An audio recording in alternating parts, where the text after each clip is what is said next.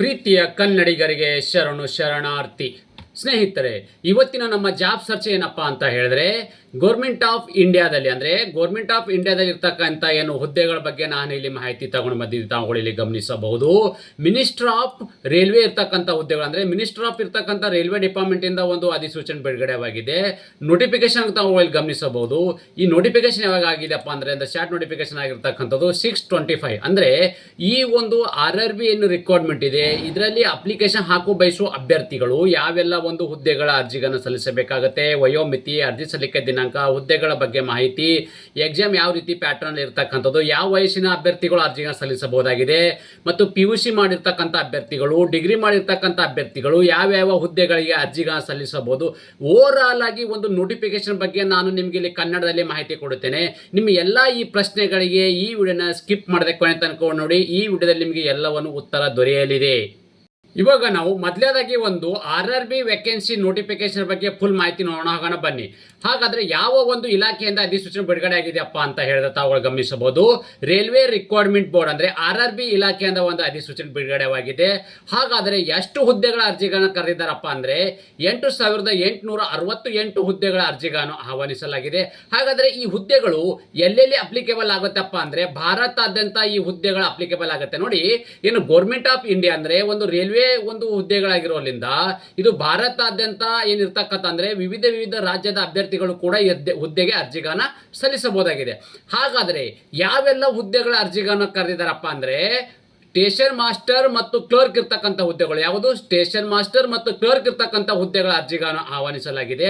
ಹಾಗಾದ್ರೆ ಆಯ್ಕೆ ಇರ್ತಕ್ಕಂಥ ಅಭ್ಯರ್ಥಿಗಳಿಗೆ ಪ್ರತಿ ತಿಂಗಳು ಸಿಗ್ತಕ್ಕಂಥ ವೇತನ ಎಷ್ಟು ಅಂತ ನೋಡೋದಾದ್ರೆ 19,900ರಿಂದ 35,400. ಸ್ನೇಹಿತರೆ, ತಾವು ಇಲ್ಲಿ ಗಮನಿಸಬಹುದು 19,900 ಅನ್ನೋದೇನಿದೆ ನಿಮಗೆ ಬೇಸಿಕ್ ಸ್ಯಾಲರಿ ಆಗಲಿದೆ.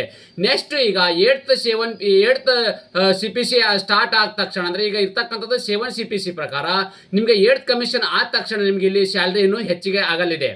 ಅದೇ ರೀತಿ ಯಾವೆಲ್ಲ ಒಂದು ಕ್ವಾಲಿಫಿಕೇಶನ್ ಆಗಿರ್ತಕ್ಕಂಥ ಅಭ್ಯರ್ಥಿಗಳು ಯಾವ್ಯಾವ ಹುದ್ದೆಗಳಿಗೆ ಅರ್ಜಿಗಳನ್ನ ಸಲ್ಲಿಸಬಹುದು ಅಂತ ನಾವಿಲ್ಲಿ ನೋಡೋದಾದ್ರೆ ತಾವುಗಳು ಇಲ್ಲಿ ಗಮನಿಸಬಹುದು. ಏನಪ್ಪಾ ಅಂದ್ರೆ RRB ಏನು ಕ್ವಾಲಿಫಿಕೇಶನ್ ರಿಕ್ವೈರ್ಮೆಂಟ್ ಏನಿದೆ ಡೀಟೇಲ್ಸ್ ನೋಡೋದಾದ್ರೆ ನಾವಿಲ್ಲಿ ತಾವುಗಳು ಮುಖ್ಯವಾಗಿ ಗಮನಿಸಬೇಕಾಗಿರ್ತಕ್ಕಂಥದ್ದು ಯಾವೆಲ್ಲ ಒಂದು ಪೋಸ್ಟ್ ಇರ್ತಕ್ಕಂಥದ್ದು ಕ್ವಾಲಿಫಿಕೇಶನ್ ಅಂದ್ರೆ ಯಾವ ಕ್ವಾಲಿಫಿಕೇಶನ್ ಆಗಿರ್ತಕ್ಕಂಥ ಅಭ್ಯರ್ಥಿಗಳು ಯಾವ ಹುದ್ದೆಗಳಿಗೆ ಅರ್ಜಿಗಳನ್ನು ಸಲ್ಲಿಸಬಹುದು ಅಂತ ನಾವು ನೋಡೋದಾದ್ರೆ ಮೊದಲನೇದಾಗಿ ನಾವಿಲ್ಲಿ ಡಿಗ್ರಿ ಬಗ್ಗೆ ಮಾಹಿತಿ ನೋಡೋಣ. ಅಂದ್ರೆ ಡಿಗ್ರಿ ಕ್ವಾಲಿಫಿಕೇಶನ್ ಆಗಿರ್ತಕ್ಕಂಥ ಅಭ್ಯರ್ಥಿಗಳಿದ್ದಾರೆ ಅವ್ರ ಬಗ್ಗೆ ನಾವಿಲ್ಲಿ ಕೂಲಂಕುಷವಾಗಿ ಫಸ್ಟ್ ಮಾಹಿತಿ ನೋಡೋದಾದ್ರೆ ತಾವುಗಳು ಇಲ್ಲಿ ಗಮನಿಸಬಹುದು. Chief commercial and ticket supervisor ಇರ್ತಕ್ಕಂಥ ಹುದ್ದೆ, ಓಕೆ, ಸ್ಟೇಷನ್ ಮಾಸ್ಟರ್ ಇರ್ತಕ್ಕಂಥ ಹುದ್ದೆಗಳು, ಮತ್ತೆ ಗೂಡ್ಸ್ ಟ್ರೈನ್ ಮ್ಯಾನೇಜರ್ ಇರ್ತಕ್ಕಂಥದ್ದು, ಜೂನಿಯರ್ ಅಕೌಂಟ್ ಮತ್ತು ಅಸಿಸ್ಟೆಂಟ್ ಟೈಪಿಸ್ಟ್ ಇರ್ತಕ್ಕಂಥ ಹುದ್ದೆಗಳು, ಸೀನಿಯರ್ ಕ್ಲರ್ಕ್ ಅಂಡ್ ಟೈಪಿಸ್ಟ್ ಇರ್ತಕ್ಕಂಥದ್ದು, ಟ್ರಾಫಿಕ್ ಅಸಿಸ್ಟೆಂಟ್ ಇರ್ತಕ್ಕಂಥದ್ದು, ಇರ್ತಕ್ಕಂಥದ್ದು. ಅಂದ್ರೆ ಇದು ಯಾವುದು ಇಷ್ಟು ಒಂದೇನು ಹುದ್ದೆಗಳಿದೆ ತಾವುಗಳಲ್ಲಿ ಗಮನಿಸಬಹುದು. Chief commercial and ticket supervisor, station master, goods train manager, trains account assistant and typist, senior clerk and typist ಮತ್ತು ಟ್ರಾಫಿಕ್ ಅಸಿಸ್ಟೆಂಟ್. ಈ ಎಷ್ಟು ಹುದ್ದೆಗಳಿದಾವೆ ಈ ಎಲ್ಲವೂ ಕೂಡ ಡಿಗ್ರಿ ಕ್ವಾಲಿಫಿಕೇಶನ್ ಆಗಿರ್ತಕ್ಕಂಥ ಅಭ್ಯರ್ಥಿಗಳು ಅರ್ಜಿಗಳನ್ನ ಸಲ್ಲಿಸಬಹುದಾಗಿದೆ. ಓಕೆ, ಮೊದಲನೇದಾಗಿ ಡಿಗ್ರಿ ಬಗ್ಗೆ. ಅದೇ 12th ಬಗ್ಗೆ ನಾವಿಲ್ಲಿ ಮಾಹಿತಿ ನೋಡೋದಾದ್ರೆ ತಾವುಗಳಲ್ಲಿ ಗಮನಿಸಬಹುದು. ಕಮರ್ಷಿಯಲ್ ಅಂಡ್ ಟಿಕೆಟ್ ಕ್ಲರ್ಕ್ ಇರ್ತಕ್ಕಂಥದ್ದು, ಅಕೌಂಟ್ಸ್ ಕ್ಲರ್ಕ್ ಅಂಡ್ ಟೈಪಿಸ್ಟ್ ಇರ್ತಕ್ಕಂಥದ್ದು, ಜೂನಿಯರ್ ಕ್ಲರ್ಕ್ ಅಂಡ್ ಟೈಪಿಸ್ಟ್ ಮತ್ತು ಟ್ರೈನ್ ಕ್ಲರ್ಕ್ ಇರ್ತಕ್ಕಂಥದ್ದು. ಇದು ಯಾವುದಪ್ಪ ಅಂದ್ರೆ PUC ಪಾಸ್ ಆಗಿರ್ತಕ್ಕಂಥವ್ರು ಅಂದ್ರೆ 12th ಪಾಸ್ ಆಗಿರ್ತಕ್ಕಂಥ ಅಭ್ಯರ್ಥಿಗಳು ಈ ಹುದ್ದೆಗೆ ಅರ್ಜಿಗಳನ್ನ ಸಲ್ಲಿಸಬಹುದಾಗಿದೆ. ಇಲ್ಲಿ ಕಂಪೇರ್ ಮಾಡ್ಕೋಬಾರ್ದು.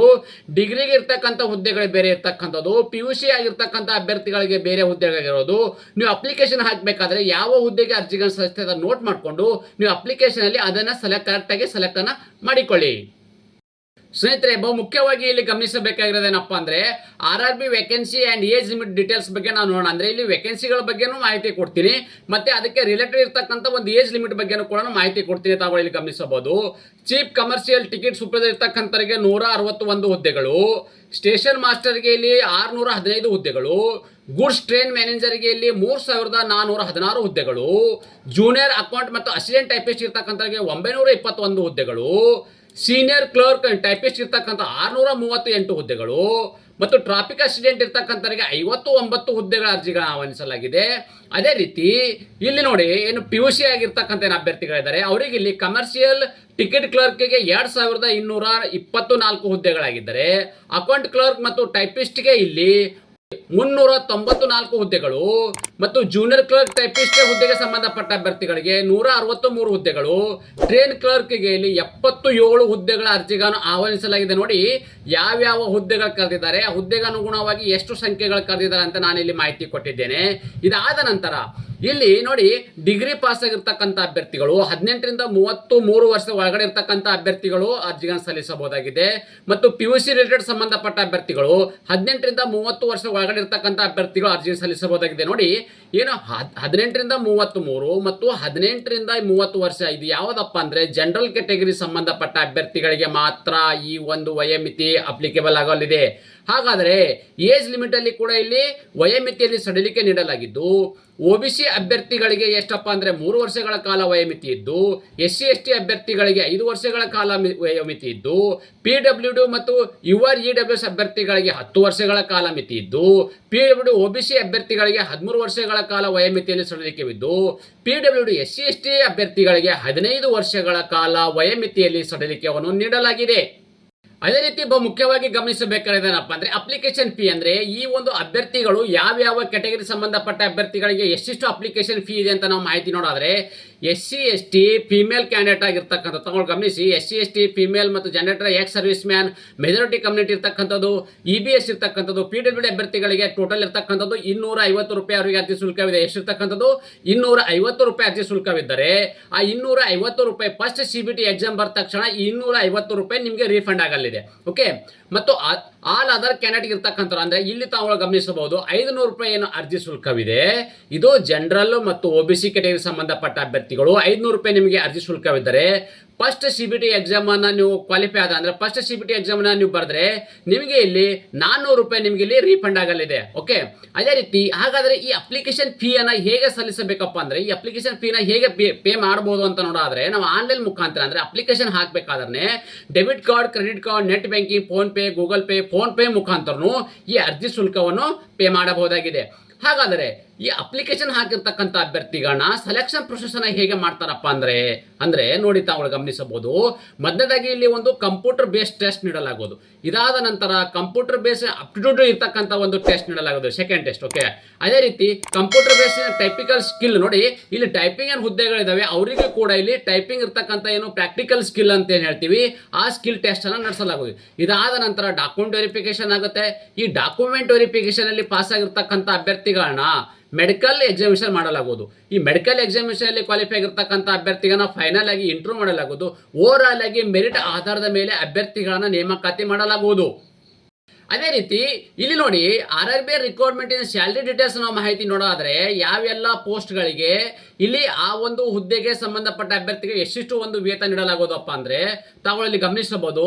ಚೀಫ್ ಕಮರ್ಷಿಯಲ್ ಟಿಕೆಟ್ ಸೂಪರ್ವೈಸರ್ ಇರ್ತಕ್ಕಂಥದ್ದು ಸ್ಟೇಷನ್ ಮಾಸ್ಟರ್ಗೆ ಇಲ್ಲಿ 35,400 ರೂಪಾಯಿ ವೇತನವಿದ್ದರೆ ಇಲ್ಲಿ ಏನಪ್ಪಾ ಗೂಡ್ಸ್ ಟ್ರೈನ್ ಮ್ಯಾನೇಜರ್ ಮತ್ತು ಜೂನಿಯರ್ ಅಕೌಂಟ್ ಅಸಿಸ್ಟೆಂಟ್ ಟೈಪಿಸ್ಟ್ ಇರ್ತಕ್ಕಂಥದ್ದು ಸೀನಿಯರ್ ಕ್ಲರ್ಕ್ ಟೈಪಿಸ್ಟ್ಗೆ 29,200 ರೂಪಾಯಿ ವೇತನವಿದ್ದರೆ ಮತ್ತು ಟ್ರಾಫಿಕ್ ಅಸಿಸ್ಟೆಂಟ್ ಇರ್ತಕ್ಕಂಥವರಿಗೆ 25,500 ಮತ್ತು ಕಮರ್ಷಿಯಲ್ ಟಿಕೆಟ್ ಕ್ಲರ್ಕ್ಗೆ ಹುದ್ದೆಗೆ ಸಂಬಂಧಪಟ್ಟ ಅಭ್ಯರ್ಥಿಗಳು ಮತ್ತು ಅಕೌಂಟ್ ಕ್ಲರ್ಕ್ ಅಂಡ್ ಟೈಪಿಸ್ಟ್ಗೆ ಹುದ್ದೆಗೆ ಸಂಬಂಧಪಟ್ಟ ಅಭ್ಯರ್ಥಿಗಳು, ಜೂನಿಯರ್ ಕ್ಲರ್ಕ್ ಅಂಡ್ ಟೈಪಿಸ್ಟ್ ಹುದ್ದೆಗೆ ಸಂಬಂಧಪಟ್ಟ ಅಭ್ಯರ್ಥಿಗಳು 21,700 ರೂಪಾಯಿ ಅವರಿಗೆ ವೇತನವಿದ್ದರೆ ಮತ್ತು ಟ್ರೈನ್ ಕ್ಲರ್ಕ್ ಇರ್ತಕ್ಕಂಥ ಹುದ್ದೆಗೆ ಸಂಬಂಧಪಟ್ಟ ಅಭ್ಯರ್ಥಿಗಳಿಗೆ 19,900 ರೂಪಾಯಿ. ನಾನು ಹೇಳ್ತಿರ್ತಕ್ಕಂಥ ಏನಿದೆ ಸ್ಯಾಲ್ರಿ ಇದೆ ನಿಮ್ಗೆ ಇದು ಬೇಸಿಕ್ ಸ್ಯಾಲ್ರಿ ಆಗಿರಲಿದೆ. ಹಾಗಾದರೆ ಈ ಅಪ್ಲಿಕೇಶನ್ ಹೇಗೆ ಸಲ್ಲಿಸಬೇಕಪ್ಪ ಅಂದ್ರೆ ಈ ಎಲ್ಲ ಏನು ಅಭ್ಯರ್ಥಿಗಳಿದ್ದರೆ ನೀವು ಆನ್ಲೈನ್ ಮುಖಾಂತರನೇ ಅರ್ಜಿಗಳನ್ನ ಸಲ್ಲಿಸಬೇಕಾಗುತ್ತೆ. ಆನ್ಲೈನ್ ಮುಖಾಂತರ ನಾನು ನಿಮಗೆ ಅಫಿಷಿಯಲ್ ಒಂದು ವೆಬ್ಸೈಟ್ ಅನ್ನು ಆಮೇಲೆ ಹೇಳ್ತೀನಿ. ಆ ಒಂದು ವೆಬ್ಸೈಟ್ಗೆ ಹೋಗಿ ತಮ್ಮ ಅರ್ಜಿಗಳನ್ನ ಆನ್ಲೈನ್ ಮುಖಾಂತರನೇ ಸಲ್ಲಿಸಬಹುದಾಗಿದೆ. ಇಂಪಾರ್ಟೆಂಟ್ ಡೇಟ್ಸ್ ಅಂದ್ರೆ ಯಾವಾಗ ಒಂದು ಅಪ್ಲಿಕೇಶನ್ ಪ್ರಾರಂಭವಾಗಿದೆ ಮತ್ತು ಯಾವಾಗ ಇದನ್ನ ಕೊನೆಗೊಳ್ಳಲಿದೆ ಎಂಬುದನ್ನು ಕುಲಂಕುಷವಾಗಿ ನಾವು ಇಲ್ಲಿ ಮಾಹಿತಿಗಳನ್ನು ನೋಡೋದಾದ್ರೆ ತಾವು ಗಮನಿಸಬಹುದು.